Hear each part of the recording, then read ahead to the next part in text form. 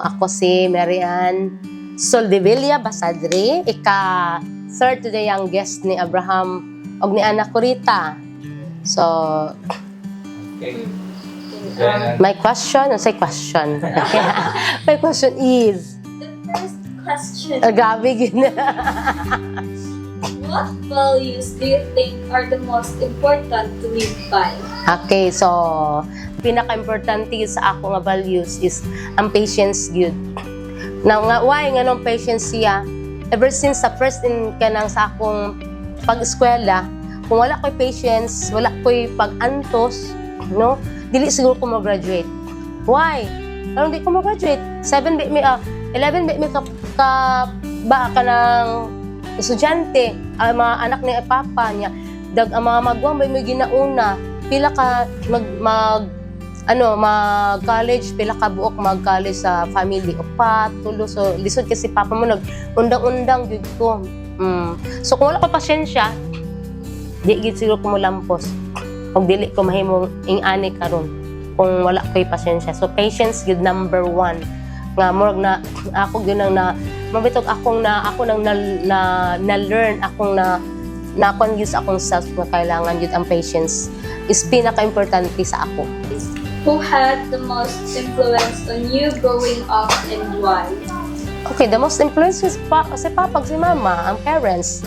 No, naka-influence sila sa ato kay kung wala sad sila siguro naka-influence sa ilang the way sila mag-discipline sa ato kung wala sila mayong disiplina sa ato sa ako siguro kwanta kanang balakbol ka kanang o kanang tawag anak kanang kam easy lang kay sa ato ba, pero tungod kay naka-influence sila papa tungod sa ilang pagdisiplina sa ato then ginakon gid nila encourage sa ato nga to mag-eskwela gid, education maog gid magina ko ng papa ang pag-eskwela maog kanang atong puhunan sa atong life ang education. So ako lang nakon nga tinuod gid na siya kay kung wala siguro ko education wala ko nahuman nga naingani nahitabo nga kanang single wala man day o single parent man day ko wala man day kong bana unsa ka kung kinabuhi karon unsa makapa-eskwela ba ako sa mga anak bitaw kung wala wala ko kanang nag-eskwela ba wala gikuan nila papa nga ang pag-eskwela maura gid akong bugtong ikahatag kaninyo mao gid na ilang term maura gid bugtong kun man ang magtarong gid pag-eskwela para mahuman gid kamo kay maura gid na akong bugtong ipahatag sa inyo kay kung kuan ta kung yuta wala gid kuno magbahina 11 ka buok natag-usar ko mi kataro sa akong kuno namo di ba?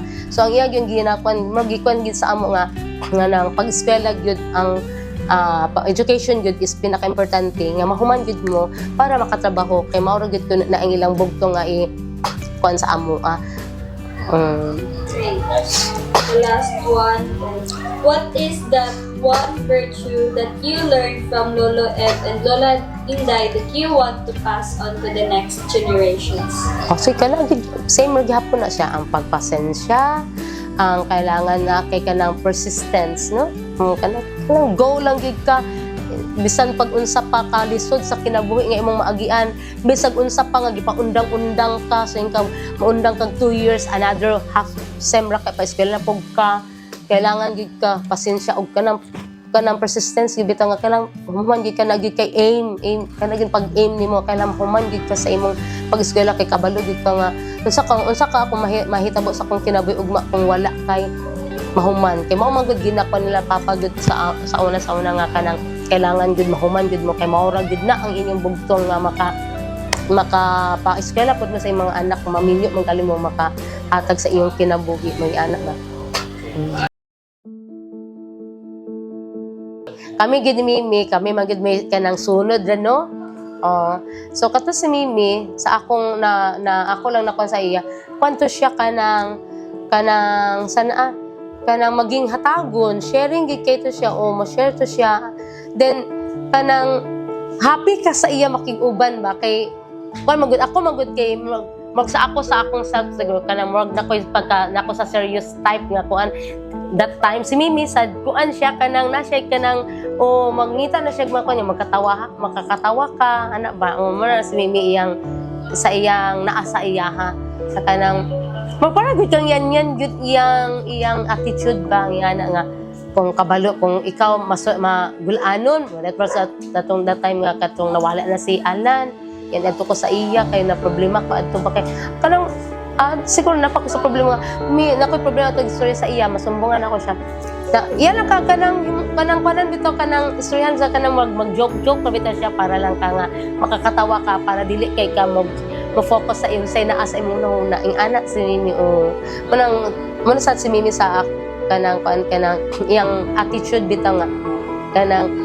magkuan siya maghatag siya og kanya kan dili kay ka dili nimo i-divert niya ang iyang unsay naa sa imong mind sa imong heart ba ano niya ba kung pa nato mo siya psychologist kamao siya mo deal sa imuha nga ikaw bitaw dili kay ka mo nga kanang anak kung seryoso ka kung naka problema iya ka sang iduot dili ngita gyud na siya way nga makakatawa ka para dito lagi na problema hindi sa sige gyud kumpiyansa gyud madagi maisang utong magkalukuno sa panty magkuan sa chok mangyana bitaw magkakatawa na dayon ko kay mingo na kay lagi tay problema na lain kung gibati na magtanyana siya sige pagkuan